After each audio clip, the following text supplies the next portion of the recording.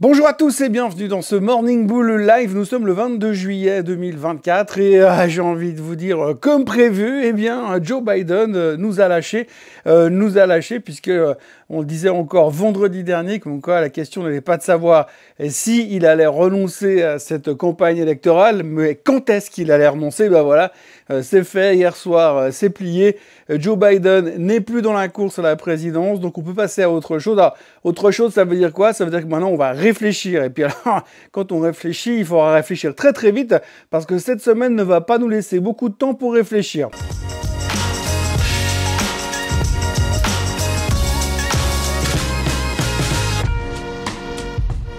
Donc oui, voilà, Joe Biden est parti, en tout cas renoncé à cette campagne électorale. Alors ce qui est assez phénoménal, comme d'habitude, quand un politicien décède en général, eh bien ça devient un génie, il est extraordinaire, il est fabuleux. Quand il est vivant, on n'a pas vraiment envie de voter pour lui, mais enfin bref, dans ce cas-là, Biden n'est pas décédé, il est toujours vivant, mais sa renonciation fait un peu écho à ce genre de situation, puisque quand vous lisez les commentaires, alors il était fabuleux, extraordinaire, fantastique, génial, et en plus, il est formidablement intelligent, brillant et charismatique parce qu'au moins il a eu l'intelligence de démissionner avant qu'il ne soit trop tard, enfin de renoncer à cette campagne avant qu'il ne soit trop tard. Donc maintenant le marché va forcément se poser des questions parce que le marché n'aime pas l'incertitude. Bon, quand on voyait les futurs ce matin, ça a l'air d'être plutôt positif parce qu'on est déjà en hausse de 0,3%. Donc finalement la renonciation a du bon. Et la grande question qu'on va se poser maintenant, c'est qui sera le ticket démocrate pour s'opposer à Donald Trump. Donald Trump qui a quasiment course gagnée pour l'instant. A priori, selon les premiers sondages, évidemment que monsieur Biden a mis Kamala Harris en avant, donc c'est elle qui devrait être la candidate, mais c'est pas encore complètement fini, parce qu'il y a toujours le fameux gouverneur de la Californie qui pourrait venir mettre un peu le bordel à l'intérieur de cette campagne, et s'il le décidait. Mais pour l'instant, il a l'air d'être plutôt derrière Kamala Harris. Donc, a priori, Kamala Harris devrait être la candidate nommée par les démocrates. Elle a 40% de chance de gagner contre Trump. Autant dire qu'elle a quasiment aucune chance de gagner. Par contre, ce qui intéresse les démocrates, visiblement, c'est que si elle arrive à finir la campagne pas trop mal, ils ont quand même des chances d'avoir des sièges au Congrès et au Sénat pour ne pas perdre tous les pouvoirs qu'ils ont pour l'instant. Donc, c'est un peu la grande question et la grande thématique du moment au niveau des démocrates. Donc sauver les meubles, sauver ce qu'il y a à sauver, mais a priori de toute façon pour l'instant, je dis bien pour l'instant parce qu'il reste 4 mois, monsieur Trump devrait l'emporter, donc c'est un président qui va générer de l'inflation, c'est un président qui devrait dynamiser l'économie encore plus avec des baisses d'impôts et des suppressions de taxes. Bref, tout ça sera encore à discuter ces prochains temps, mais en tout cas pour l'instant, eh bien la victoire semble tracée pour monsieur Trump, mais en même temps le marché semble content que Biden se soit retiré de l'affaire pour l'instant. Alors, ça ne devrait pas changer grand-chose pour les marchés parce qu'effectivement, les marchés vont devoir se concentrer sur d'autres choses. Autre chose que les publications trimestrielles qui commencent de manière assez conséquente. Cette semaine, pour la première fois, 138 sociétés du S&P 500 qui vont publier leurs résultats avec 2 Magnificent Seven à l'intérieur. Ce sera Tesla et ce sera Google Google Alphabet qui vont ouvrir les feux du côté des Magnificent Seven. Et puis pour le reste, effectivement, il y aura pas mal de monde. On va commencer aujourd'hui avec 3 noms, Verizon, SAP et NXP Semiconductor qui publieront dans la journée. Donc tout ça, ce sera les premières thématiques au niveau des chiffres trimestriels. Il n'y a pas vraiment de chiffres économiques pour l'instant, mais il ne faut pas oublier non plus qu'en cours de semaine, on va en parler beaucoup, puisqu'en fin de semaine, bien sûr, il y aura le PCE. Vous le savez, ce fameux indice miracle qui permet à la Fed de savoir si l'inflation est vaincue ou pas. Et donc vendredi, on saura définitivement si on a 98% de chances de voir les taux baisser en septembre ou seulement 97%. Enfin bref, en gros, on va attendre avec attention le PCE. On va devoir reparler des taux, on va devoir reparler de l'inflation, bien sûr. Reparler du fait aussi que monsieur Powell n'a pas la vie facile puisqu'il doit quand même prendre une décision crève-cœur, c'est-à-dire couper les taux trop vite au risque de faire repartir l'inflation mais de sauver l'économie, ou couper les taux trop tard au risque de faire baisser l'inflation mais de laisser partir l'économie en récession. Donc il a une fenêtre de tir qui risque d'être très très mince pour ne pas faire de conneries ces prochains mois. Mais en tout cas, c'est pas lui qui a le job le plus facile, sans compter qu'en plus, si Trump est réélu au mois de novembre, il risque de perdre sa place. Donc en fait, c'est un boulot assez ingrat que M. Powell est en train de vivre.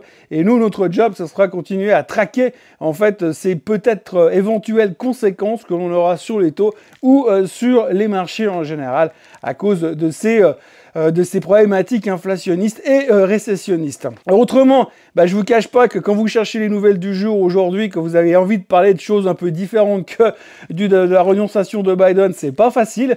C'est pas facile parce qu'il se passe pas grand chose pour l'instant. On notera quand même 2-3 choses. Tout d'abord, en Chine, ce matin, ils ont quand même baissé les taux pour essayer de redonner un coup de boost à cette économie qui tente de rebondir en Chine. Ça n'a pas super bien marché parce qu'ils ont baissé les taux, mais du coup, l'indice chinois est quand même en baisse de 0,7% ce matin. Hong Kong remonte, soit d'accord.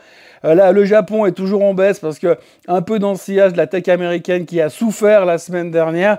Donc, on se pose énormément de questions sur la thématique des semi-conducteurs et de l'intelligence artificielle. Thématique d'ailleurs qui a été mise en avant durant ces 3 derniers jours par Goldman Sachs. Goldman Sachs qui a réalisé un podcast sur la thématique en se disant que l'un dans l'autre, il y avait quand même des inquiétudes à avoir au niveau de l'intelligence artificielle. Alors, pas au fait que ça va nous aider dans les années à venir, mais surtout que les investissements qui ont été mis en place par des centaines de sociétés dans le monde afin d'améliorer cette utilisation de l'intelligence artificielle pourraient poser d'énormes problèmes ces prochains temps, tout simplement parce que la concurrence est énorme. Et en fait, plus vous avez de concurrence, plus vous allez squeezer les marges, moins ils vont gagner d'argent et moins ce sera rentable. Et en fait, ils parlent du fait qu'aujourd'hui, on a investi pratiquement 1000 milliards de dollars dans la thématique de l'intelligence artificielle et que à peine un quart sera réellement rentable et que tout le reste sera un petit peu du vent. Alors il y aura beaucoup de services au niveau de l'IA, mais par contre peu qui seront rentables pour les sociétés.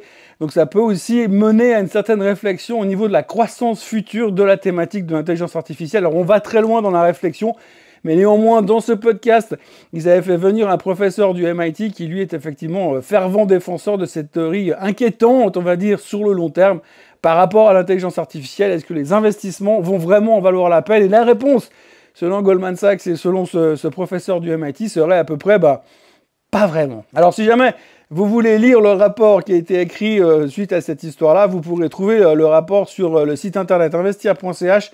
Dans ma chronique du jour, vous verrez qu'il y a un endroit, c'est marqué Goldman Sachs Report, et vous pourrez retrouver à cet endroit le rapport à downloader. Autrement, il y a une autre thématique qui est assez importante à retenir en ce moment, c'est la problématique du Moyen-Orient, comme d'habitude, comme souvent plutôt on va dire. Donc vous avez vu que les Yéménites, les rebelles Houthis, ont attaqué depuis le Yémen Israël avec un drone, réplique des Israéliens ce week-end, ils ont bombardé un port au Yémen, résultat le port a été détruit, en plus c'est une réserve pétrolière et d'hydrocarbures, donc tout est en train de cramer depuis 2 jours.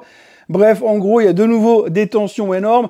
Les Houthis, c'est un peu le bras armé secret iranien qui sont derrière, puisque c'est les Iraniens qui poussent, donc forcément, il y a des nouvelles tensions. Si les tensions devaient perdurer, on peut s'inquiéter d'une cassure à la hausse très rapidement en direction des 90-95 $ sur le WTI. Et puis après, inévitablement, on va parler des 100 $, et ça fait toujours très très peur, puisqu'on sait tous, bien sûr, que quand on dit que le baril passe les 100 $, eh bien la récession est à nos portes, pour pas dire qu'on a déjà passé les portes de la récession. Autrement, petit point de marché par rapport à la semaine dernière. Donc vous l'avez vu, les marchés ont corrigé la semaine dernière.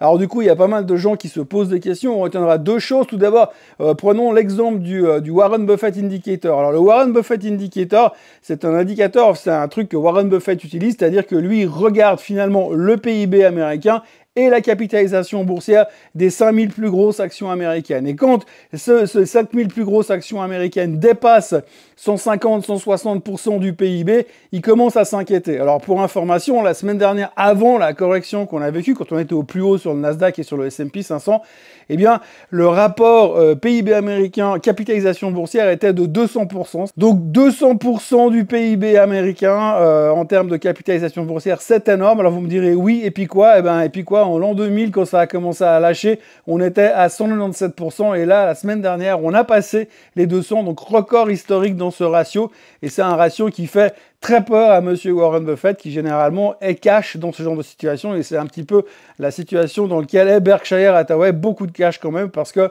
une certaine inquiétude par rapport à la suite des marchés. Et puis il y a un autre monsieur qui s'appelle Mark Spitznagel, qui est un hedge fund manager, qui est très connu pour avoir identifié les grosses tendances baissières de ces 20 dernières années, qui a gagné beaucoup d'argent à la baisse. Alors il a un fonds qui perd du fric la plupart du temps, mais quand il cartonne à la baisse, il gagne beaucoup d'argent. Et donc en ce moment, monsieur Spitznagel était la semaine dernière invité dans une émission de télé, puis il a expliqué tout simplement qu'aujourd'hui, eh bien, il commençait à avoir des signaux très inquiétants pour lui, que la récession arrivait gentiment et que d'ici la fin de l'année, ce serait compliqué de l'éviter, et que le jour où on va commencer à prendre conscience que cette récession n'est pas un délire, à ce moment-là, lui, il imagine qu'on pourrait envisager une correction assez massive des marchés boursiers de l'ordre de 50%. Alors vous me direz, oulala, ça fait peur, et je vous dirai oui, mais monsieur Mark Spitznagel est quand même déjà venu en janvier 2023 pour nous dire que ça allait déjà baisser de 50%. Donc si vous l'aviez écouté en 2023, que vous avez tout vendu, je vous laisse faire les calculs, mais ce ne serait pas forcément la meilleure des stratégies. Néanmoins, voilà, ce qu'on sait, c'est qu'il n'est pas très fort en timing, mais par contre, il est quand même souvent très juste par rapport à la tendance générale des marchés et pour ces histoires de correction boursière. Voilà, donc aujourd'hui, tout le monde est en train d'essayer de se souvenir et d'essayer de trouver des raisons pour essayer de comparer ce qui s'est passé dans le passé par rapport à la situation de Joe Biden aujourd'hui. Il n'y a rien de comparable, je vous rassure. Hein. On peut aller chercher à l'époque de Lyndon Johnson, on en avait déjà parlé, mais il n'y a rien de comparable, ni en termes d'économie, ni en termes de situation politique, ni en termes de moment pour démissionner. On ne s'attendait pas du tout à la démission de Lyndon Johnson à l'époque. Là, on s'y attendait clairement. Et puis, ce qu'il faut surtout retenir, c'est qu'aussi à l'époque où Lyndon Johnson avait démissionné ou renoncé à se représenter, eh bien, le marché avait explosé, mais en fait, au moment où il a annoncé son départ, on était au fond du trou sur les marchés boursiers. Donc, c'était un peu facile de rebondir. Aujourd'hui, on est au top du top du top. Ça va être compliqué de prendre 15% juste sur la renonciation de Biden. Et encore une fois, la situation n'est pas la même. Mais néanmoins, en ce lundi, attendez-vous quand même à avoir une série d'émissions spéciales sur à peu près toutes les chaînes de télé du monde pour vous expliquer ce qui se passe, ce qui va se passer et comment ça va se passer. Donc aujourd'hui, on va parler beaucoup de Joe Biden. Et puis, à partir de demain, on pourra se concentrer enfin, pour de vrai, sur les chiffres trimestriels et la macro qui nous attend pour cette semaine. Sans oublier qu'à partir de la semaine prochaine, c'est quand même le FOMC meeting les 30 et 31 juillet. Et donc, qu'à partir de maintenant, eh bien, les banquiers centraux n'ont plus le droit de parler aux États-Unis. Donc ça nous fera un petit peu de vacances de ce côté-là. Voilà ce que l'on pouvait retenir de cette journée, de ce début de journée, de ce début du 22 juillet 2024.